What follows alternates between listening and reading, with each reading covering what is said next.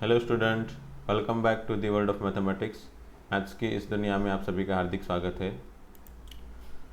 Okay, today we are going to see some practice question. Out of this all practice questions, some of the question are some difficult, so you have to concentrate in this video perfectly so that you will not find any kind of difficulty in all the question. Okay, so let's start with the first question. A survey shows that 63% of the American like cheese, whereas 76% like apple. If X% of the American like both cheese and apple, then मतलब X क्या है, both cheese and Apple वाले दोनों find करने हैं मुझे, है ना. सी क्या बोल रहा हूँ मैं यहाँ पे, number of A is given which is 63 से चीज़ वाले बराबर, ये चीज़ वाले है, एंड नंबर ऑफ बी ये जो एप्पल वाले है दैट इज 76%. परसेंटेज में है ये, so we have to be careful about the percentage also. Okay, and X% American like both cheese and apple means number of A intersection B equal to X percentage, and we need to find this one only. Okay, okay, here what we need to find is number of A intersection B. Okay, so if we are going to find number of A intersection B, then formula would be what? Formula would be like this: number of A intersection B equal to, okay, so this is the formula, है ना. Now they have not given any condition of number of A union B. Okay, they have not given any condition of this number of A union B, but what we can take, definitely 100%. 100% means maximum ना, A union B maximum 100% हो सकता है, maximum 100% हो सकता है, उससे ज़्यादा तो नहीं हो सकता. So if you want to find minimum of number of A intersection B, अगर इसको minimum find करना है तो यहाँ पे maximum रखना पड़ेगा. So here if we are taking maximum, then whatever answer we are getting here is minimum. Okay, so let's find this answer. Now let's put all the value. Number of A is say 63 plus number of B, that is 76, and of definitely number of A union B is equal to 100. Then answer would be 63 plus 76, which is 139. Yes, 139 minus 100, that is 39. Okay, 39%. But this answer is always minimum, है ना. Number of A intersection B is equal to 39, and then 39 is the minimum percentage of A intersection B. It means there is a possibility of maximum of A intersection B. कैसे बताता हूँ, चलो. सी, जब भी A intersection की बात हो तो आप ये तीन सिचुएशन सोच सकते हैं. हमारे पास दो सेट है A एंड B बराबर, तो ये दो सेट के लिए ये तीन तरह के वेन डायग्राम बन सकते हैं, उससे ज़्यादा पॉसिबल नहीं हो सकते, है ना. ये तीन तरह की पॉसिबिलिटी हो सकती है, या तो A एंड B दोनों डिफरेंट सेट हो, है ना, अलग अलग ही सेट है, that is called disjoint set. हमने ऑलरेडी ये पढ़ाई कर ली डिसजॉइंट सेट के बारे में. मतलब A एंड B के बीच में कोई कॉमन नहीं है ना. यहाँ पे A इंटरसेक्शन B क्या हो जाता है ऑटोमेटिकली 5, मतलब A इंटरसेक्शन B 0 हो जाता है. तो एक्चुअल में A इंटरसेक्शन B की मिनिमम वैल्यू तो 0 होती है, but for that the condition should be what, कि number of A and number of B, मतलब we can say A and B both sets are disjoint set. Ultimately वहाँ पे number of A intersection B 0 होता है. But यहाँ पे ये possible क्यों नहीं है पता है. यहाँ पे ऐसा है कि ये 63% A है एंड B 76 है. अगर मैं यहाँ पे 63 ले लूँ और ये 76 ले लूँ बराबर, तो डेफिनेटली ये दोनों का एडिशन करूंगा तो 100 से ऊपर चला जाएगा, है ना. इट मीन्स व्हाट कि ये तो नंबर ऑफ यू से बड़ा हो गया. अगर मैं 63 एंड 76 ये दोनों को मिला के ही सिर्फ मैं A यूनियन B बनाऊँ तो डेफिनेटली उसका एडिशन कितना हो गया, 100 से बड़ा.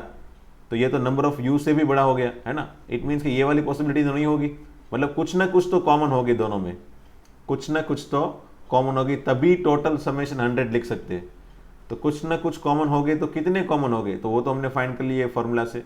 मिनिमम इतने कॉमन हो सकते हैं, मतलब A यूनियन B का आंसर अगर मैक्सिमम 100 ले ले तो मिनिमम 39% कॉमन हो सकते हैं, मतलब यहाँ पे 39 लोग हैं. ठीक है. अब मैक्सिमम कितने आ सकते हैं, है ना, मैक्सिमम कितने आ सकते हैं, तो मैक्सिमम ये दोनों में अगर A B के अंदर आ गया, अगर A जो है वो B के अंदर आ गया, डेफिनेटली B बड़ा है A छोटा है, तो ये वाली पॉसिबिलिटी बन सकती है ना। तो maximum of number of A intersection B is what, maximum of number of A intersection B equal to और either what it will be number of A, है ना। डिपेंड्स ऑन कि ए बड़ा है या बी बड़ा है ना।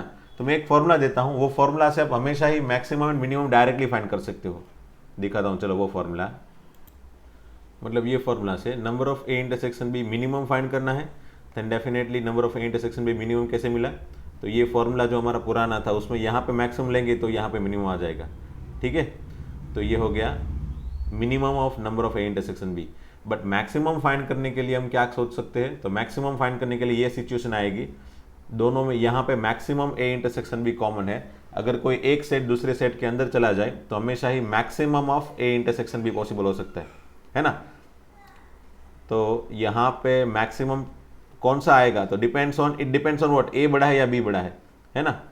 तो जो बड़ा है वो नहीं आएगा, जो छोटा है वो आएगा डेफिनेटली, है ना। इंटरसेक्शन में तो जो छोटा है वो आएगा। So that is why minimum of number of A और बी, नंबर ऑफ बी, मतलब ए एंड बी दोनों में से जो मिनिमम है वो हमारा आंसर हो सकता है number of A intersection B maximum का, है ना। सो बेस्ड ऑन दैट यहाँ पे हमारा मैक्सिमम का आंसर क्या बनेगा भाई, ये दोनों में मिनिमम कौन सा है 63। सो यहाँ पे मैक्सिमम का आंसर, ये इसका मैक्सिमम का आंसर बन सकता है मिनिमम ऑफ व्हाट 63% एंड 76% में मिनिमम कौन सा है भाई 63%, ठीक है। और इसका आंसर तो क्या आया था 39% based on the formula that we have already found. Okay, so finally जो x की वैल्यू है, x मतलब नंबर ऑफ ए इंटरसेक्शन की वैल्यू जो है वो हमेशा ही 63% से कम रहेगी एंड 39% से ज़्यादा रहेगी, ठीक है। So that is what the final answer of this question. Okay, 39% से ज़्यादा, 63% से कम, that is option C. Okay, let's have second question. In an examination 10% fail in mathematics, 12% fail in physics. चलो मैं डेटा लिख देता हूँ पहले। Okay, so data is like this. Maths में 10% फेल है, 12% फिजिक्स में फेल है and 6% fail in mathematics and physics. Okay, and what they have given extra information, if total number of students who passed in physics only. अच्छा, only physics में पास हुआ है, देखो सिर्फ फिजिक्स में पास हुआ है। It means what कि ये जो मैंने M P and M N P ये जो लिखा है वो सब फेल वाले है ना। एम डिनोट्स मतलब यहाँ पे एम और पी ये सब फेल वाले हैं, तो डेफिनेटली उसका कॉम्प्लीमेंट्री वो कौन सा होगा, पास होगा, वो पास वाले के लिए होगा, है ना। तो फिजिक्स में सिर्फ पास हुआ है, ओनली फिजिक्स में पास हुआ है ना। तो पी डैश, पी मतलब क्या हुआ, पी मतलब फेल वाले, फिजिक्स में फेल वाले, तो पी डैश मतलब क्या हुआ, फिजिक्स में पास वाले, एंड एम मतलब क्या हुआ, मैथ्स में फेल वाले। तो ये क्या हुआ भाई, ओनली फिजिक्स में पास वाले हो गए, है ना। हम लिखते हैं ना कभी कभी ए इंटरसेक्शन बी डैश का मतलब क्या होता है भाई, ओनली ए, ऐसा होता है ओनली ए। तो सिंपली यहाँ पे क्या होगा भाई, पी डैश इंटरसेक्शन एम मतलब क्या हुआ, ओनली पी डैश, इसका मतलब क्या हुआ, ओनली पी डैश, बराबर ना। ओनली पी डैश मतलब क्या, ओनली पी डैश मतलब ओनली फिजिक्स में पास होने वाले, ठीक है। फिर से एक बार, हमको चाहिए कौन से लोग जो फिजिक्स में पास हुए हैं, तो यहाँ पे फिजिक्स में फेल वाले यहाँ पे लिखे, तो फिजिक्स में पास वाले मतलब पी डैश एंड मैथ्स में फेल वाले, सिंपल मीनिंग हो गया। फिजिक्स में पास वाले एंड मैथ्स में फेल वाले मतलब ओनली फिजिक्स में पास वाले लोग यहाँ पे लिखे, ठीक है। अब जो डेटा दिया है उसके हिसाब से उन लोग ने परसेंटेज नहीं दिया, उसने पर्सन, नंबर ऑफ पर्सन दिया है 100। We need to convert this particular number, we need to find the particular only p dash intersection m in form of percentage, क्योंकि अगर परसेंटेज के फॉर्म में फाइंड करेंगे तभी कन्वर्ट कर सकते हैं बाकी के डेटा को, है ना। क्योंकि हमको फाइंड करना है total number of students who give examination. Okay, so let's find this one in form of percentage. तो इसका आंसर अगर फाइंड करना चाहते हो तो फॉर्मूला क्या बनेगा भाई, एम इंटरसेक्शन पी डैश का फॉर्मूला क्या है भाई, number of M minus number of M intersection P, ये फॉर्मूला तुमको पता है। Let's just put the value 10 minus 6, तो ये क्या हो गया भाई 4%, है ना।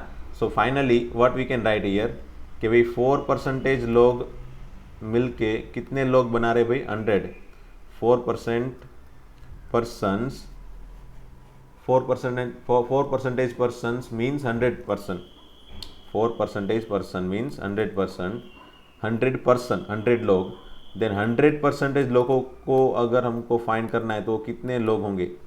अगर 4% लोग 100 है तो 100% लोग कितने हैं ये फाइंड करना है ना हम लोग को।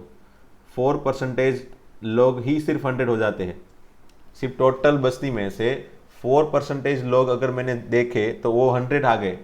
4% लोग को ही मैंने 100 बना दिया, तो फिर डेफिनेटली 100% लोग, क्योंकि यहाँ पे मुझे फाइंड करना है टोटल नंबर ऑफ स्टूडेंट, मतलब 100% स्टूडेंट कितने हैं, 100% स्टूडेंट में हो गए कितने स्टूडेंट क्लास में। तो सिर्फ ये पर्टिकुलर फॉर्मूला से हमको आंसर मिल जाएगा। कैसे? ये तो हमको पता है, क्रॉस मल्टीप्लीकेशन यहाँ पे 100 into 100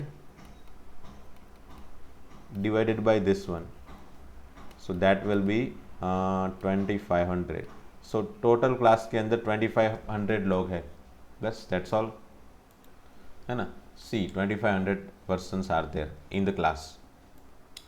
okay, one more question, I think ये भी सिमिलर जैसा ही है। In the examination of mathematics and physics 15%, क्योंकि परसेंटेज वाले क्वेश्चन है ना, हमेशा ही खास परफेक्टली ध्यान से देखना, सॉल्व करना, क्योंकि परसेंटेज वाले डेटा भी होंगे एंड नंबर ऑफ स्टूडेंट्स के डेटा भी होंगे, है ना। So we need to care about this percentage and number of students और नंबर ऑफ पर्सन्स, है ना। वो दोनों के बारे में अलग से ही इन्फॉर्मेशन कलेक्ट करो, फिर कंपेयर करो, ठीक है। यहाँ पे क्या लिखा है? 15% fail in physics.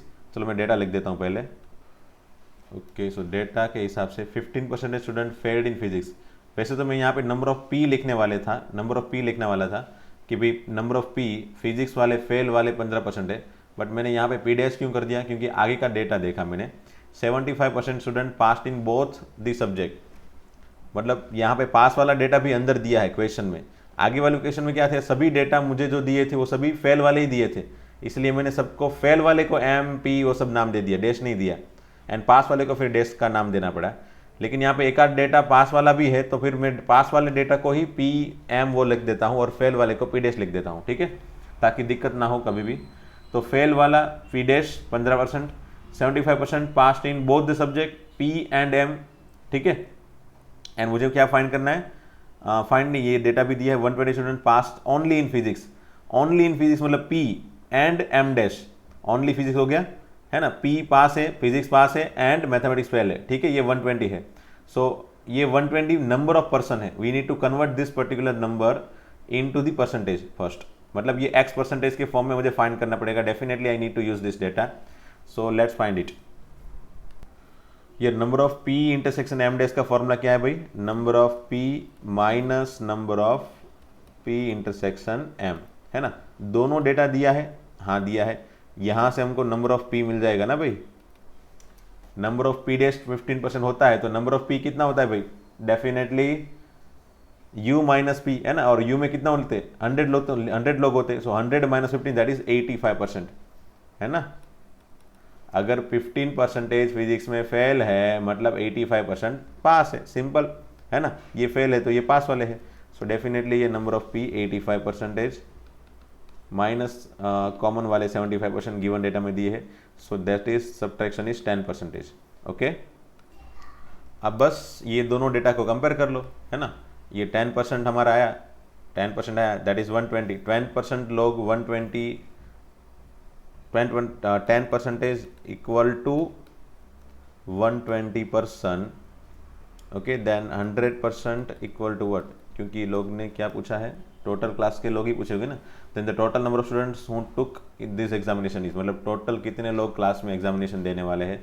Definitely take cross multiplication 120 into 100 divided by 10, then the answer would be 0 0 cancel, the 1 2 0 0, yes, the number of person in the class is 1 2 0 0, है ना। 100% लोग 1 2 0 0 persons के इक्वल होंगे, ठीक है। तो ये भी इजी है। Okay, fourth question, if number of a equal to p, number of b equal to q, then total number of subset of a is 16 and total number of subset of a is 16 times then those of B. अच्छा, मतलब यहाँ पे question इसके base से completely दिया है। Number of subset of ए, अच्छा number of subset of ए कितने होंगे भाई? नंबर ऑफ सबसेट ऑफ ए कितने होंगे? तो नंबर ऑफ ए में p एलिमेंट है, तो number of subset of A होंगे 2p, है ना, 2p, that is equal to 16 times those of B मतलब अल्टीमेटली वही number of subset of B.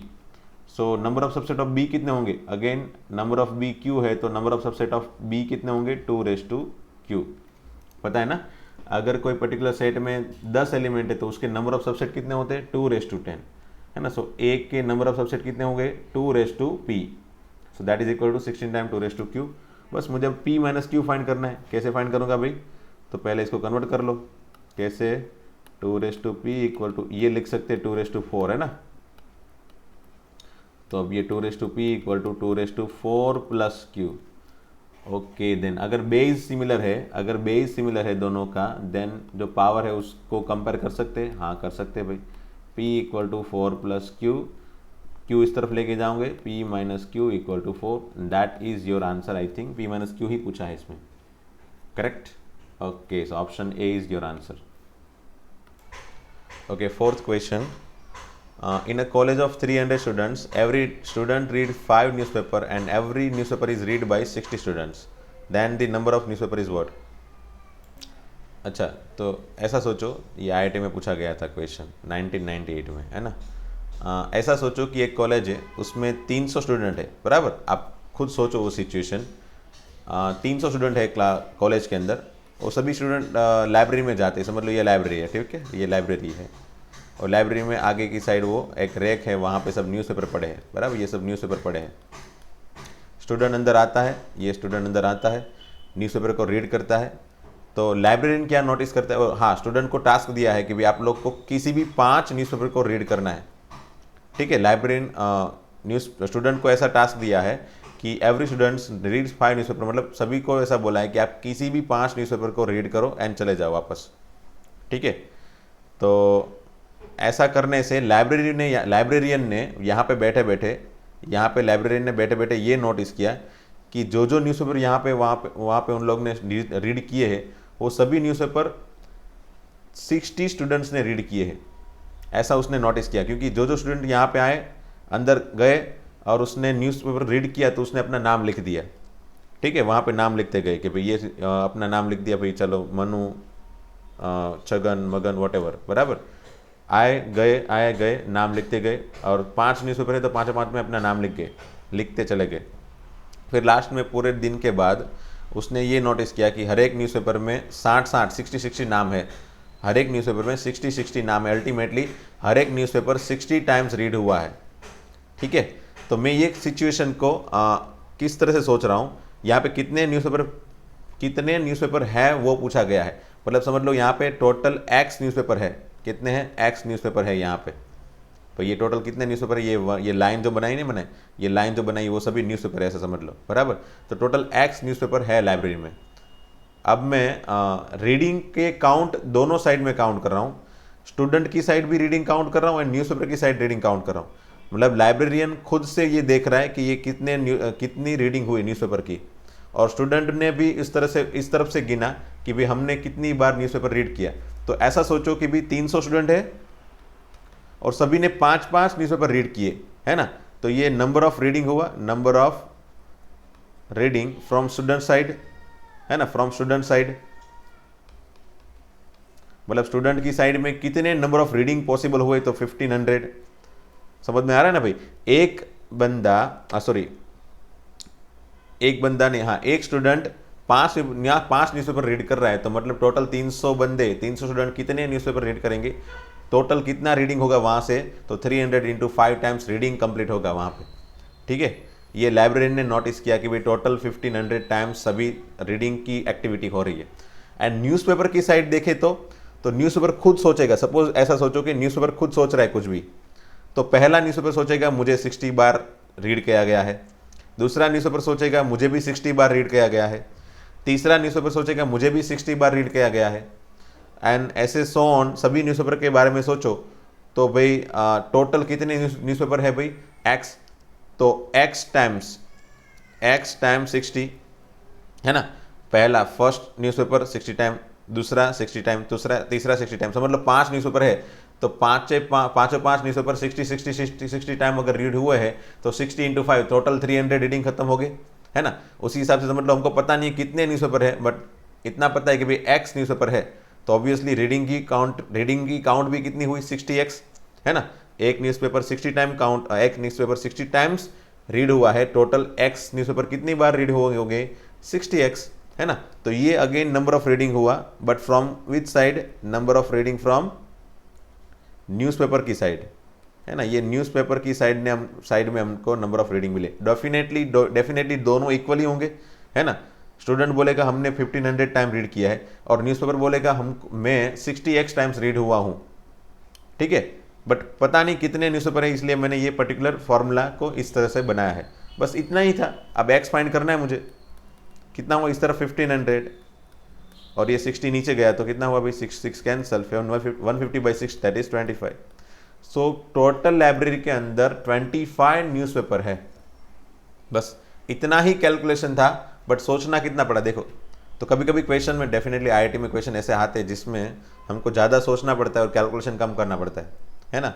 So if you can think of this way you can understand the situation, है ना। आप इस तरह से अगर सोचोगे then definitely you will understand the situation, और वो सिचुएशन को सोच के फिर आप आंसर बना सकते हो, फॉर्मूला बना सकते हो, है ना। इसमें कोई पर्टिकुलर पैटर्न नहीं है कैसे फॉर्मूला बनाए, है ना। अब इस तरह के कोई भी क्वेश्चन बनाए तो आप आराम से सॉल्व कर सकते हो, है ना। नंबर ऑफ रीडिंग या फिर नंबर ऑफ एक्टिविटी या फिर नंबर ऑफ कुछ भी एक्टिविटी हो रही है ना। यहाँ आप स्टूडेंट की जगह वर्कर लिख देते हैं, और ये 5 न्यूज़पेपर की जगह कोई एक पर्टिकुलर जॉब लिख दिया कि भाई एवरी वर्कर डू 5 जॉब्स, है ना, 5 jobs, every worker do 5 jobs, मतलब सभी वर्कर 5-5 जॉब कर रहे हैं भाई, और 5 जॉब पर काम कर रहे हैं, और यहाँ पे every job is done by 60 workers, ऐसा कुछ लिख दिया, है ना। Then situation is similar, you can do similar format, इसी फॉर्मेट से आप उसको वो पर्टिकुलर क्वेश्चन को सॉल्व करो, हो जाएगा, है ना। Number of work done from the student, ये worker side, and number of work done from the job side, दोनों साइड से नंबर ऑफ वर्क को काउंट करो, then definitely based on that you will find the answer of that X. कितने actual में job है वो पूछेंगे इस क्वेश्चन में डेफिनेटली, है ना। या फिर कुछ भी पूछ सकते हैं, नंबर ऑफ वर्कर भी पूछ सकते हैं। यहाँ पे ये पर्टिकुलर क्वेश्चन में ऐसा पूछ दिया कि भाई in a college X students are there, है ना, सम स्टूडेंट्स आर देयर, और सभी स्टूडेंट 5-5 न्यूज़पेपर पढ़ रहे हैं, और नंबर ऑफ न्यूज़पेपर 25 है, और every newspaper is read by 60 student, then how many students are there, है ना। ये क्वेश्चन में कुछ भी पूछ सकते हैं वो लोग। So we need to think of the number of reading from student side, number of reading from newspaper side, ऐसे सोच के हमको फॉर्मूला बनाना है, ठीक है।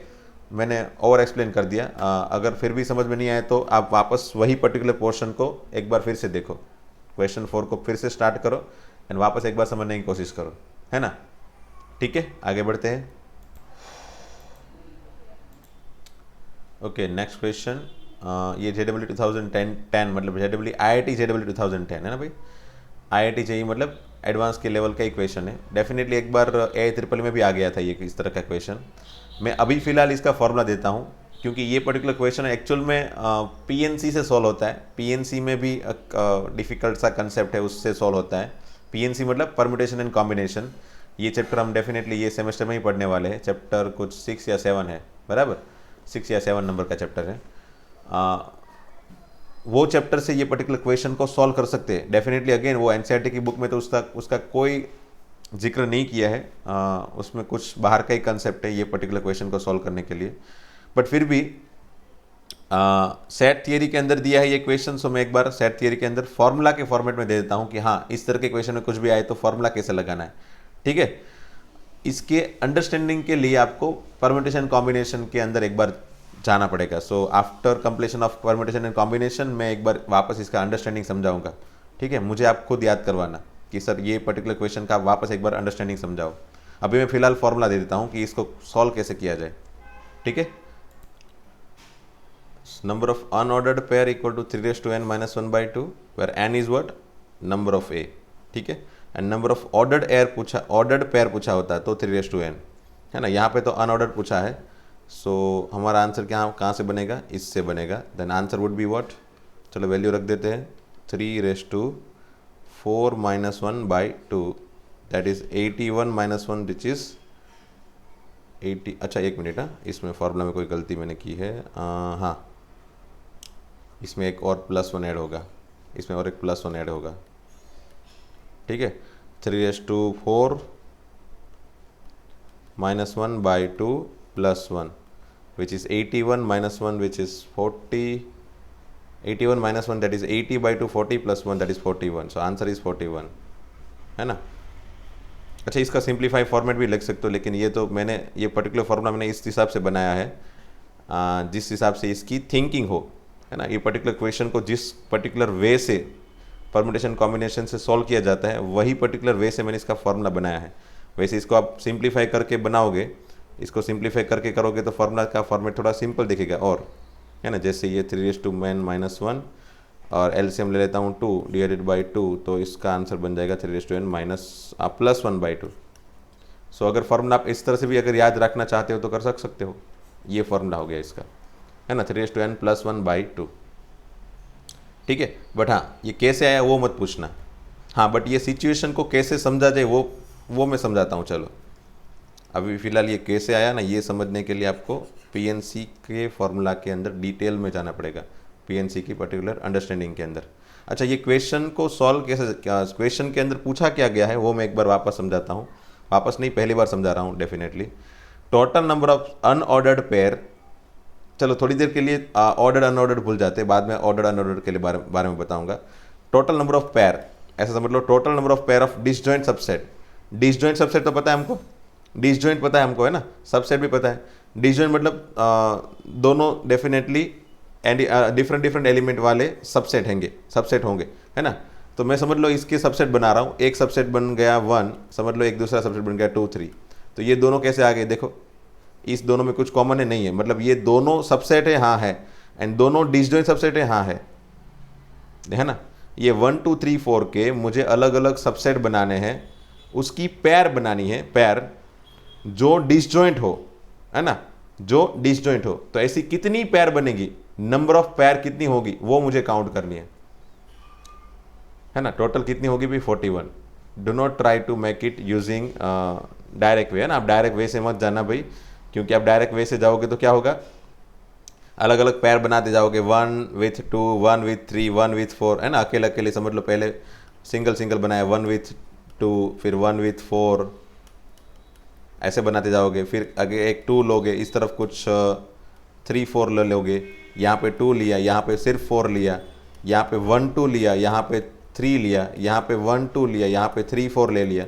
इस तरह की पेयर बन रही है ना, ये सभी पेयर है, ये हमको टोटल पेयर काउंट करनी है। ये सभी पेयर कैसी बनी, सभी पेयर ऐसी है जिसमें कोई एलिमेंट कॉमन नहीं है, मतलब सभी पेयर डिसजॉइंट है ना। All the pairs are disjoint and all are subset, ये सभी एक्चुअल में क्या है, सबसेट। सो डिसजॉइंट सबसेट की पेयर है ये। अब ऑर्डर अनऑर्डर का मीनिंग क्या है, तो ऑर्डर मतलब क्या है कि भाई ऑर्डर जरूरी है, यहाँ पे ऑर्डर मतलब ऑर्डर जरूरी है, ठीक है। ऑर्डर मतलब ऑर्डर जरूरी है, मतलब क्या कि ये 1 2 ऑर्डर में है या फिर 2 1 में ऑर्डर हो, दोनों अलग अलग काउंट होगा। नंबर ऑफ काउंट में 1 2 पेयर एंड 2 1 पेयर दोनों अलग अलग काउंट होता है।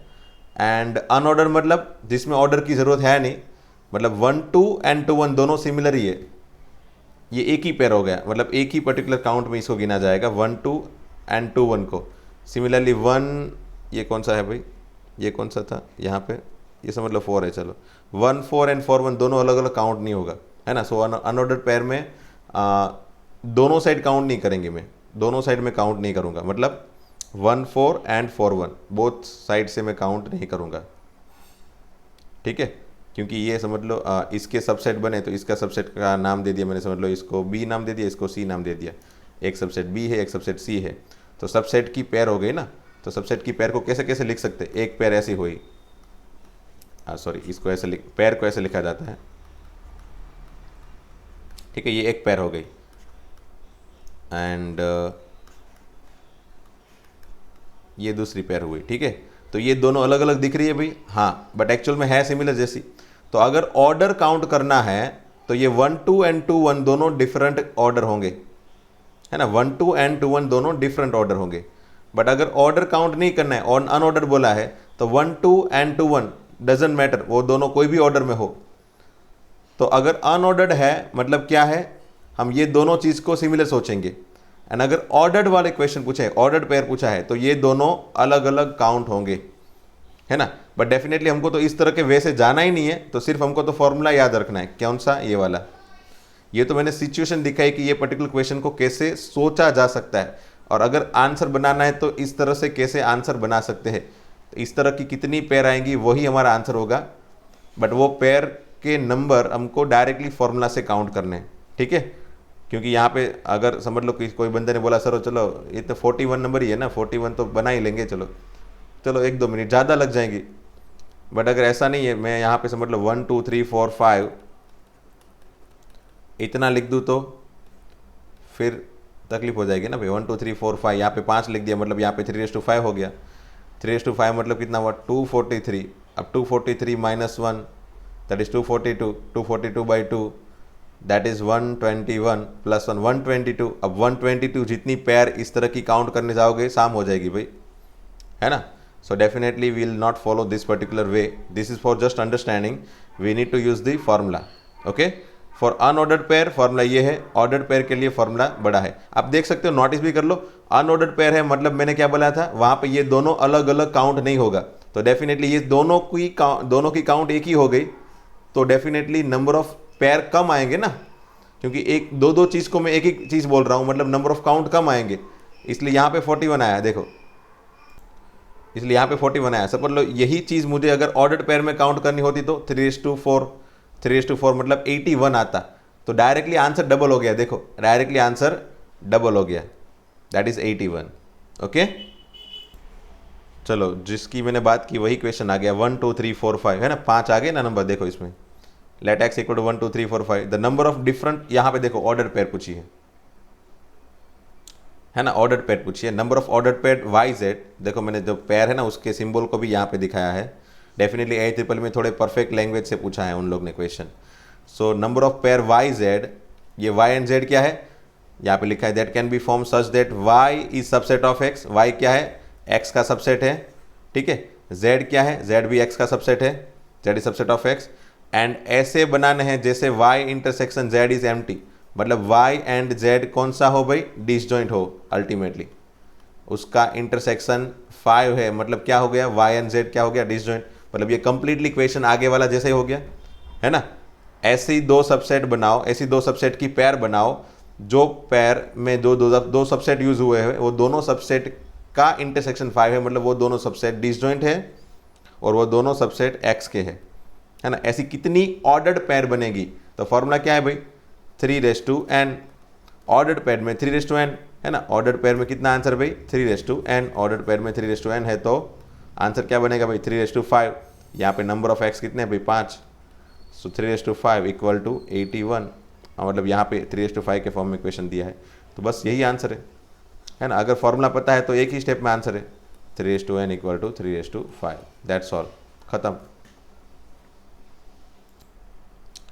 अच्छा 7th क्वेश्चन, चलो अच्छा क्वेश्चन नंबर में कुछ गलती दे दी बनाई क्या मैंने, यहाँ पे 6 है, ये 5 है, ये 4 है और ये भी 4 है, चलो मतलब ये 5 नंबर, ठीक है, ये 5 नंबर का था, ये 6 नंबर है, 6 नंबर, फिर ये 7 नंबर, ठीक है, ये 7 नंबर एंड ये 8 है ना। ओके, मुझे सिर्फ 10 क्वेश्चन ही करवाने हैं, बट सभी क्वेश्चन मैंने बताया उसके हिसाब से सभी मिसलिनियस क्वेश्चन, मतलब डिफ़िकल्ट लेवल के क्वेश्चन थोड़े हैं और सभी अलग अलग तरीके के क्वेश्चन हैं। डेफिनेटली ये क्वेश्चन आपको डिफ़िकल्ट तो लगने ही वाले हैं, सो थोड़ा ध्यान ज़्यादा देना पड़ेगा, है ना। ये सभी पूछे गए क्वेश्चन है और IIT JEE के क्वेश्चन है, JEE में पूछे गए क्वेश्चन, JEE मतलब IIT JEE एडवांस लेवल के क्वेश्चन है ना। अल्टीमेटली ये भी एडवांस लेवल का क्वेश्चन है, देखो JEE 1981, ये वापस एक बार रिपीट तो मेरे ख्याल से हुआ होगा, पता नहीं, बट क्वेश्चन टफ है ना ये भी। चलो समझते हैं इसको भी। से let A1 A2 A3 up to A30 are 30 sets, मैंने यहाँ पे साइड में इसलिए दिखाया है ताकि आपको ये सिचुएशन माइंड के अंदर घुसती जाए, है ना। सिचुएशन क्या है कि सभी A1 से लेके A30 तक अलग अलग 30 सेट है, ईच विथ 5 एलिमेंट, सबके अंदर 5-5 एलिमेंट है, बराबर, सबके अंदर 5-5 एलिमेंट, ठीक है। ये पहला स्टेटमेंट पता चल गया, ओके। अब दूसरा स्टेटमेंट क्या लिखा है, B1 B2 B3 up to Bn are n sets, B1 B2 B3 Bn are n set, मतलब ये B1 B2 B3 से जैसे चलते चलते Bn ऐसे n सेट है, and each set with 3 element, सभी के अंदर 3 एलिमेंट है, ठीक है। ये दोनों सिचुएशन हमने पहले स्टेटमेंट में एंड दूसरे स्टेटमेंट, मतलब पूरा पहला स्टेटमेंट पता चल गया क्या लिखा है, ठीक है। अब लिखा क्या है, लेट यूनियन ऑफ ए, ये सिंबल किसका है पता है ना भाई? नहीं पता है, कोई बात नहीं, मैं बताता हूँ ये सिंबल किसका है। ये सिंबल जो है वो A1, जैसे ये सिग्मा हमको पता है, सिग्मा मेरे ख्याल से सिग्मा भी आपको पता नहीं होगा, फिलहाल सिग्मा को छोड़ो, इसको ही समझो। यूनियन AI मतलब क्या हुआ कि A1 यूनियन A2, मतलब I की अलग अलग वैल्यू लेते जाओ, I इक्वल टू 1 ले लिया, फिर 2 लिया, फिर 3 लिया, कहाँ तक लेना है? 30 तक लेना है, और सबके बीच में क्या लिखना है? यूनियन। मतलब इसका मीनिंग हुआ A1 union A2 union A3 union A4 up to A30, है ना, ठीक है। A1 से लेके A30 तक का union, that is equal to B1 से लेके Bn, है ना। यहाँ पे A1 से लेके A30 तक ही सेट थे, सबका union that is also equal to B1 से लेके Bn, ये सभी जो नंबर है, ये सभी जो सेट है उसका यूनियन, है ना। यहाँ पे n लिखा है क्योंकि हमको पता नहीं है कहाँ तक जाना है, कहाँ तक ये सेट जा रहे हैं। B1 B2 B3 B4 up to B10 है या B15 है या B30 तक है, वो पता नहीं है। सो हमको यहाँ पे n के फॉर्म में दिया है, डेफिनेटली क्वेश्चन में n ही पूछा होगा, है ना, फाइंड n ऐसा ही पूछा है। सो ये था, ठीक है। तो ये जो है B1 B2 B3 up to Bn, ये सबका यूनियन अप टू Bn है, बराबर, अप टू Bn है, ये सबका यूनियन भी इक्वल है, ये दोनों का यूनियन इक्वल है, and that is equal to S। S क्या होता है? मतलब S is the sample space, है ना। सैंपल स्पेस मतलब यूनिवर्सल सेट। यहाँ पे S लिखा नहीं है पर्टिकुलरली, बट S हमको क्या गिनना पड़ता है? ऑब्वियसली S वो एक सिंबल है किसका? सैंपल स्पेस का। प्रोबेबिलिटी की लैंग्वेज में हम सैंपल स्पेस बोलते हैं, सेट थ्योरी की लैंग्वेज में हम यूनिवर्सल सेट U सिंबल देते हैं, बट दोनों सिंबल चल जाता है कहीं पे भी, ठीक है। मतलब S मतलब यूनिवर्सल सेट है, पूरा का पूरा आ गया इसमें, बराबर। A1 से लेके A30 तक का सभी का यूनियन करूंगा तो मुझे पूरा यूनिवर्सल सेट मिल जाएगा, और सिमिलरली वो B1 से लेके Bn तक का यूनियन करूंगा तो मुझे अगेन यूनिवर्सल सेट मिलेगा पूरा, ठीक है। Now assume that each element of S belongs to exactly 10 of the AI। अब ये स्टेटमेंट है ना, यहां से स्टूडेंट स्ट्रक हो जाते हैं, यहां से स्टूडेंट को पता नहीं चलता क्या लिखा है, कौन से स्टेटमेंट में, कि each element of S belongs to exactly 10 of the AI and exactly 9 of the BJ। इसका ये पहले वाले स्टेटमेंट का मीनिंग समझते हैं। Each element of S belongs to exactly 10 of AI, मतलब S के अंदर में समझ लो, यहाँ पे S के अंदर कुछ एलिमेंट लिखता हूँ, सही S है, तो यहाँ पे समझ लो 1 2 3, ऑब्वियसली यहाँ पे 1 2 3 लिया ना मैंने, यहाँ पे 1 2 3 4 5 1 2 3 इस तरह से लिया, तो इसके अंदर 1 2 3 4 ये सब होगा, बराबर। पता नहीं कहाँ तक है बट ये है, ओके। हाँ, तो ये 1 2 3 4 5 ये जो है, ये सभी क्या है? एलिमेंट है, ऑब्वियसली यूनियन के। A1 union A2 union A3 up to A30 के यूनियन के अंदर ये सब एलिमेंट आएंगे, डेफिनेटली आएंगे, है ना। B1 B2 B3 ये सब के अंदर भी ये सब कुछ आएगा, 1 2 3 4, बराबर। और वो S का एलिमेंट होगा, S के अंदर ये सब कुछ है। इट मीन्स कि S के अंदर जो एलिमेंट अब यहाँ पे स्टेटमेंट पढ़ते हैं, ईच एलिमेंट ऑफ S, मतलब समझ लो पहला एलिमेंट लेते हैं, समझ लो ये वाला, ये कितने S के अंदर, कितने AI के अंदर है? 10 AI अंदर, 10 AI के अंदर है। Each element of S belongs to exactly 10 of the AI, मतलब ईच एलिमेंट ऑफ S मतलब ये सभी एलिमेंट जो है इसके अंदर, वो सभी 10 AI के अंदर है, मतलब A1 A2 A3 A5 A30 A15 ऐसे 10 पर्टिकुलर सेट के अंदर 1 है। फिर 2B किसी 10 सेट के अंदर है, A1 A2 up to A30 के, बराबर। यही स्टेटमेंट का मीनिंग है। क्या मीनिंग है?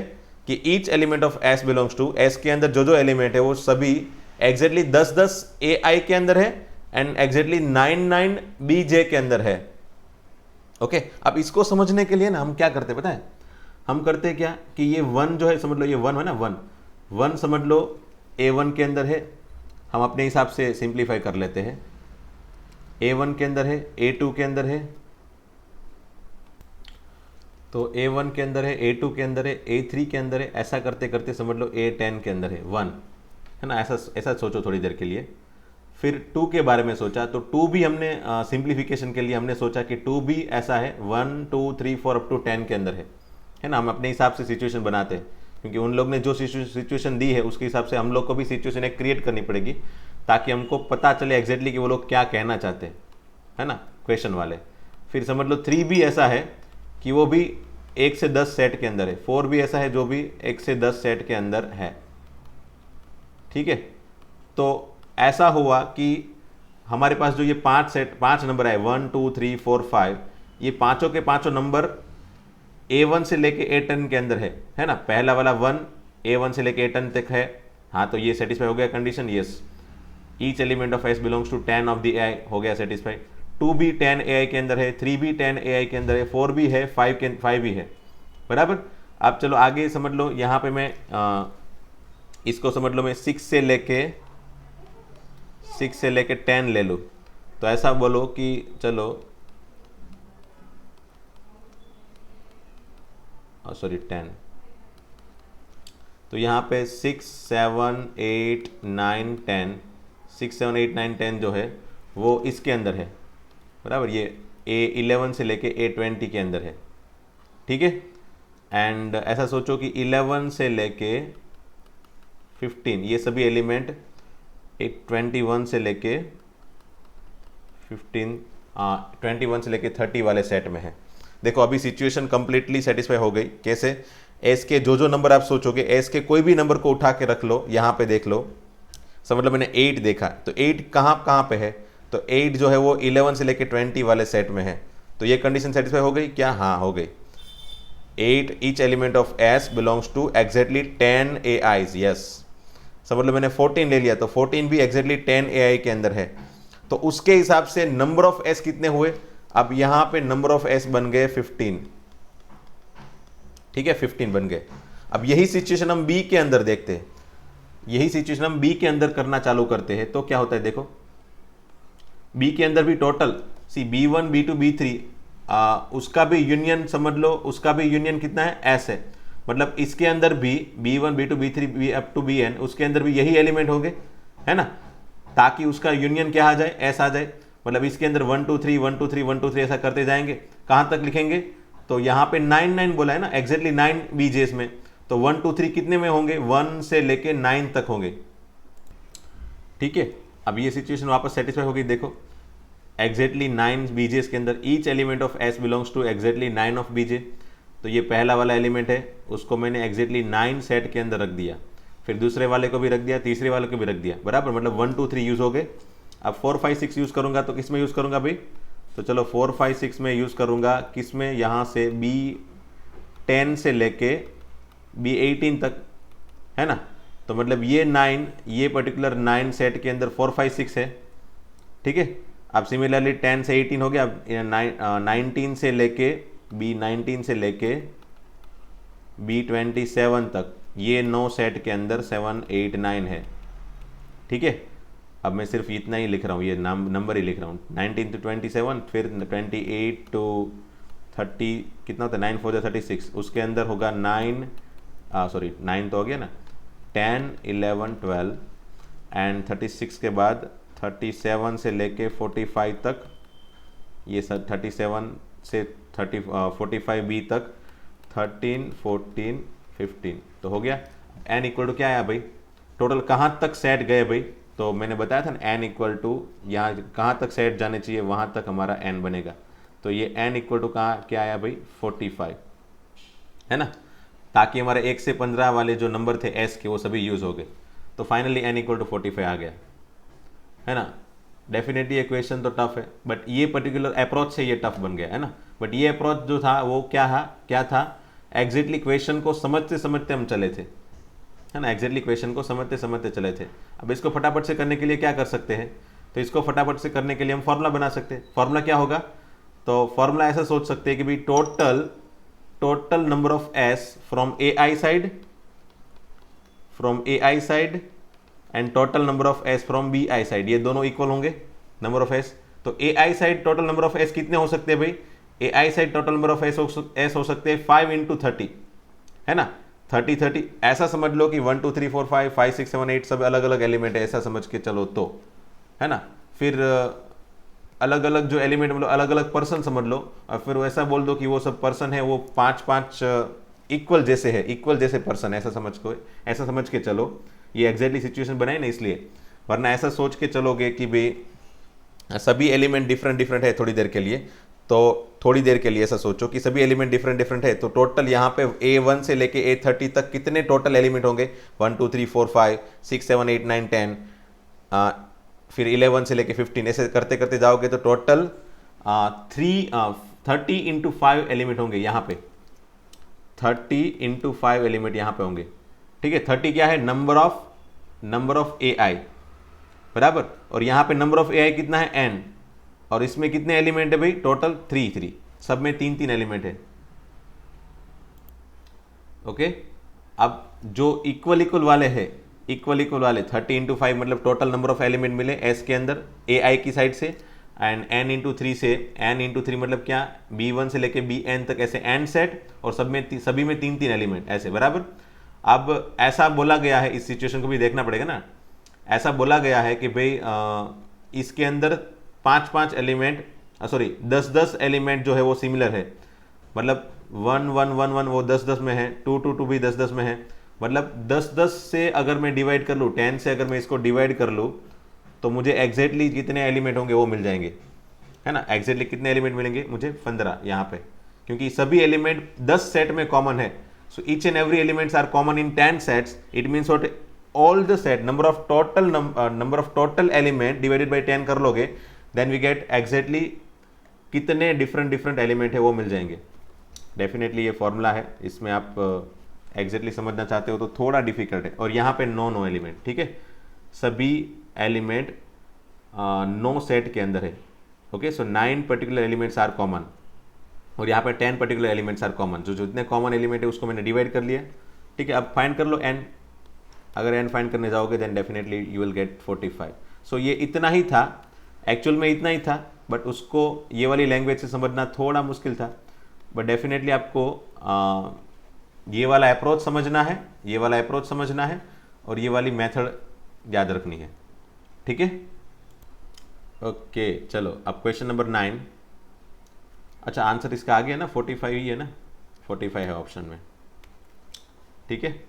Question number 9, P equal to क्या है? पहला सेट P है sine theta minus cos theta equal to root two cos theta. ये ट्रिग्नोमेट्रिक के यूज से है, डेफिनेटली हाँ ये 10th के लेवल से हो जाएगा मेरे ख्याल से, इसमें कोई दिक्कत नहीं होगी, हाँ कोई दिक्कत नहीं होगी। Theta sine theta plus cos theta equal to root two sine theta, मतलब P सेट के लिए क्या फॉर्मूला है भाई?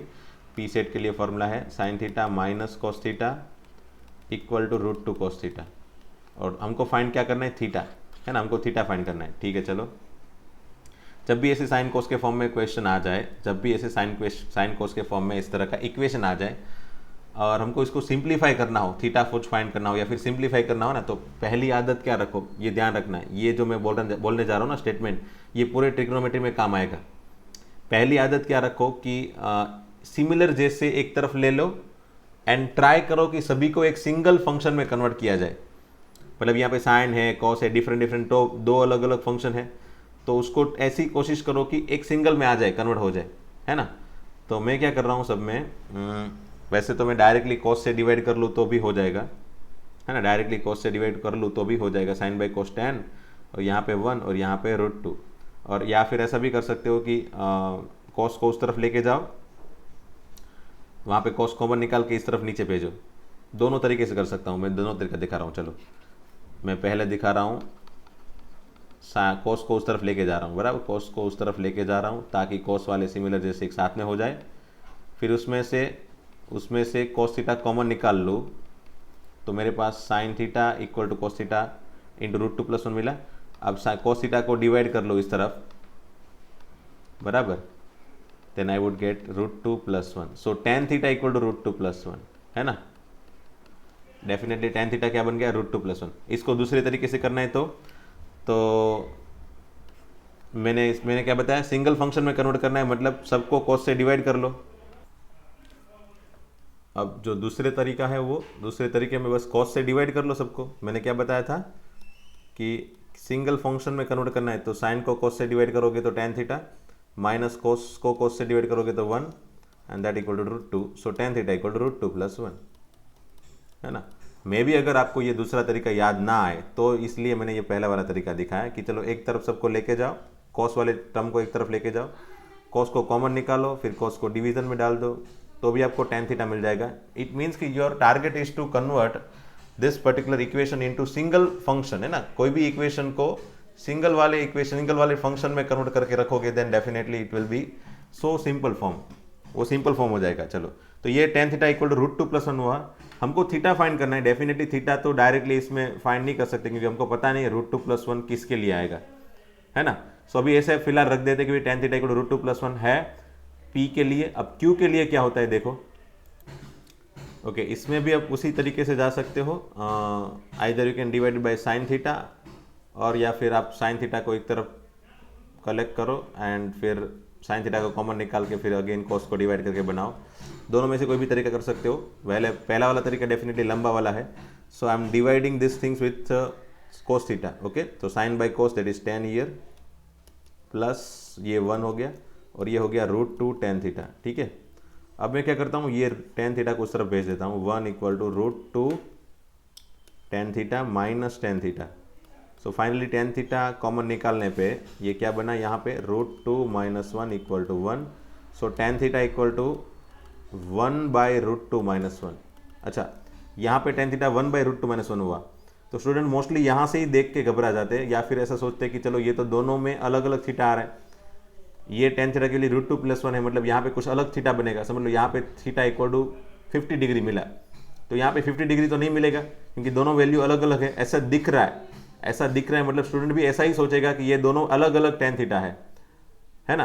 तो फिर वो इसको देख के फिर ऑप्शन देखेगा तो डेफिनेटली उसको कुछ समझ में तो नहीं आएगा, फिर छोड़ के आ जाएगा। कैसे सोल्व किया जाए पता नहीं, है ना, क्योंकि वही कुछ दिखाई नहीं दे रहा है ना। tan थीटा की वैल्यू यहाँ पे √2 + 1 है, यहाँ पे 1/√2 - 1 है। अगर कुछ ज़्यादा सोचोगे तो आपको दिखाई देगा कि हाँ यहाँ पे इसको अगर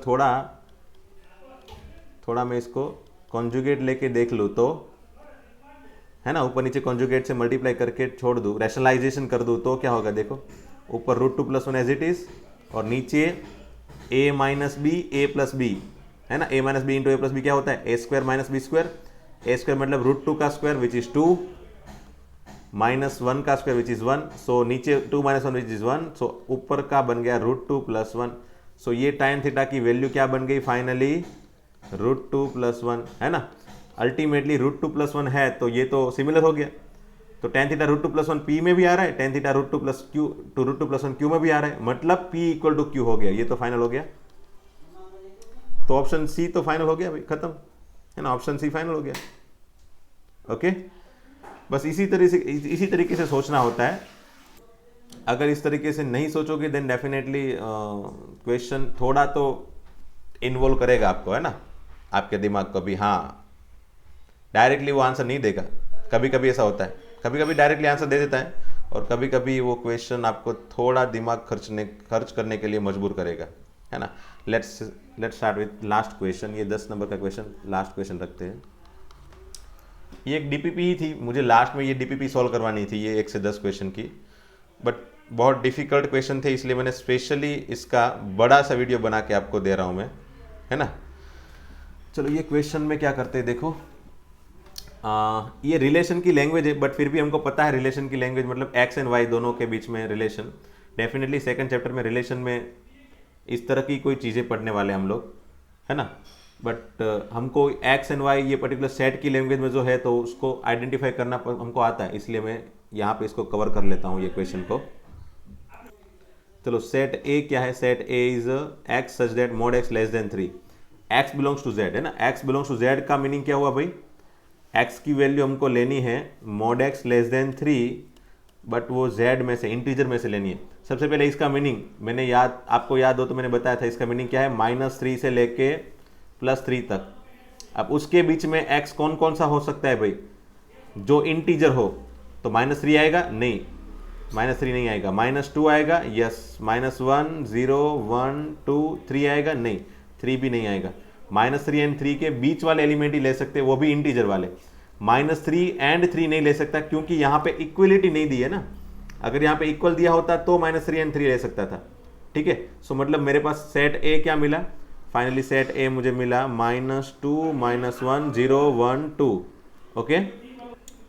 ओके अब आर बनाना है, चलो आर कैसे बनाए भाई, तो आर हमको पैर में बनाना है तो हम पैर में बनाएंगे, कोई बात नहीं। और वो पैर में क्या होल्ड होना चाहिए, y = mod x ये पर्टिकुलर चीज़ होल्ड होनी चाहिए, and x is not equal to -1, ठीक है, x is not equal to -1। अच्छा, यहाँ पे देखने वाली चीज़ ये है कि ये जो r है ना, ये r वो लिखा क्या है, सेट a, पढ़ो इसको बराबर से, पढ़ो इसको, सेट a दिया है इज डिफाइंड बाय r, है ना, the relation on the set a, the relation on the set a is defined by r। मतलब ये r जो रिलेशन है ना, वो डिफाइन किसके पर है भाई, ये सेट a के पर, सेट a के ऊपर डिफाइन है ना। मतलब सेट a के अंदर जो जो एलिमेंट है उसके बेस से हमको r डिफाइन करना है। मतलब सेट ये रिलेशन r जो है ना, वो उसके अंदर जो जो ये एलिमेंट यूज होने वाले हैं वो एक्चुअल में एक्स वाई जो यूज होने वाले यहाँ पे वो एक्चुअल में बिलोंग्स टू ए है, ऐसा बताया है। ये लिखा नहीं है, बट ये पर्टिकुलर लिखा नहीं है, तो इसका मीनिंग एक्चुअल में ये हो गया। क्यों? क्योंकि the relation R is on the set A. Relation R किसके ऊपर है? सेट ए के ऊपर डिपेंड कर रहा है। मतलब सेट ए से ही हमको एलिमेंट कलेक्ट करके रिलेशन आर बनाना है। ओके, सेट ए से ही हमको एलिमेंट कलेक्ट करके रिलेशन आर बनाना है। तो हमको एक्स एंड वाई की वैल्यू कहाँ से चूज करनी है? इसमें से चूज करनी है, और वो y equal to mod x हो ऐसा चूज करना है। ठीक है, तो चलो मैं समझ लो, x की जगह -2 ले लूँ तो y क्या होगा इसमें? y equal to mod x है, बराबर। x की जगह -2 ले लूँ तो y क्या होगा भाई? -2 का मोड कितना होता है? +2। So can I take it y equal to +2? Yes, मैं ले सकता हूँ ना भाई, ठीक है ना। x की जगह -2 ले लिया, y क्या बन गया? +2। ओके, अब x is not equal to -1, यहाँ पे स्पेशली लिखा है भाई x जो है वो -1 नहीं लेना है, तो चलो ये नहीं लेते हैं, इससे हम रिलेशन नहीं बनाएंगे। फिर 0 ले लो, चलो x की वैल्यू 0 ले लो, y क्या आएगा? y डेफिनेटली यहाँ पे रखने पे, x की वैल्यू 0 रखने पे y 0 आ जाएगा। ठीक है, फिर x की वैल्यू 1 लेता हूँ, ये 0 ले लिया, -2 ले लिया, 1 लेता हूँ। अब x की वैल्यू 1 लेता हूँ और ये y equal to mod x के अंदर रख देता हूँ, तो क्या होगा? y, x की जगह 1 रख देता हूँ तो y होगा 1। ठीक है, चलो x की जगह 2 रखता हूँ तो y क्या होगा भाई? y भी 2 होगा। ठीक है, तो मेरे पास कितने एलिमेंट आए आर के अंदर? 1 2 3 4। पूछा क्या है? Number of element in the power set of R. मतलब पावर आर के पावर सेट में कितने एलिमेंट होंगे? पता है ना, आर का पावर सेट, किसी भी सेट का पावर सेट मतलब क्या हुआ? उसके सबसेट का set. Power set is what? Subset का सेट, सेट ऑफ सबसेट। तो आर के अंदर 4 एलिमेंट है, तो उसके पावर सेट के अंदर कितने एलिमेंट होंगे? उसके पावर सेट के अंदर number of element in power set of R is equal to 2⁴, which is 16। That is your answer, 16। खत्म, बस इतना ही था, है ना। थोड़ा ज़्यादा सोचना पड़ा, बस उतना ही। डेफिनेटली अगर फिर भी समझ में नहीं आ रहा है ये मैंने जो समझाया वो, तो ये लास्ट क्वेश्चन को रिलेशन कंप्लीट होने के बाद ऐसा है तो एक बार समझ लेना, है ना। पर्टिकुलर रिलेशन चैप्टर है, उसको समझने के बाद समझ लेना, क्योंकि ये रिलेशन डिफाइन ऑन सेट ए, ये पर्टिकुलर स्टेटमेंट में भी समझ में ना भी आए, वैसे है तो सिंपल सा ही फिर भी। ठीक है, ये ट्रिगोनोमेट्री वाला पार्ट अगर समझ में नहीं आया तो ट्रिगोनोमेट्री वाला चैप्टर को समझने के बाद एक बार समझना। वैसे मैंने ट्राई तो की है मैक्सिमम समझाने की, है ईजी इसलिए।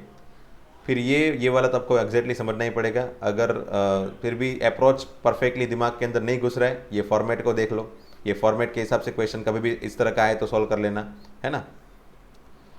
फिर ये इसमें मैंने बताया था, इसमें तो आपको कंप्लीटली फॉर्मूला याद रखना है, ये और ये दोनों में फॉर्मूला याद रख लो, है ना। अप्रोच जो मैंने बताया वो अप्रोच से वैसे भी क्वेश्चन सॉल्व नहीं होने वाला है, ये अप्रोच मैंने सिर्फ क्वेश्चन को समझाने के लिए दिखाया था। ठीक है, फिर ये भी मैंने ये इस पर्टिकुलर क्वेश्चन को सॉल्व करने के लिए जो सिचुएशन दिखाई थी वो समझनी है, और वो इस तरह की सिचुएशन आप खुद से भी दूसरी तीसरी सोचो, एंड बेस्ड ऑन दैट आप खुद भी 1-2 क्वेश्चन क्रिएट करो एंड ट्राई करो इस तरह से सॉल्व करने के लिए, बराबर।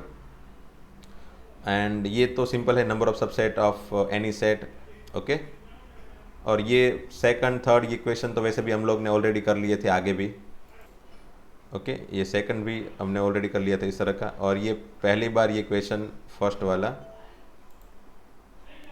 जिसमें इंटरसेक्शन मैक्सिमम एंड मिनिमम दोनों फाइंड करके आंसर देना था, क्योंकि इसमें कोई स्पेशली दिया नहीं था कि भाई x% फाइंड कर लो, बट कितना मिनिमम फाइंड करे या मैक्सिमम फाइंड करे, क्योंकि पता नहीं है, इसलिए हमने मैक्सिमम मिनिमम दोनों फाइंड करके, वैसे भी ऑप्शन में मैक्सिमम मिनिमम दोनों दिया है, so we need to find both the things.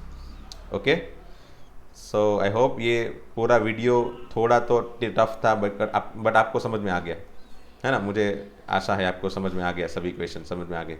Okay, चलो मिलते हैं नेक्स्ट लेक्चर में। आई थिंक अब मेरे ख्याल से चैप्टर 1 में कुछ बचा नहीं है। Will meet with the chapter 2, will start with chapter 2, है ना। नेक्स्ट लेक्चर में हम चैप्टर 2 से स्टार्ट करते हैं। ठीक है, थैंक यू वेरी मच दोस्तों, बाय बाय।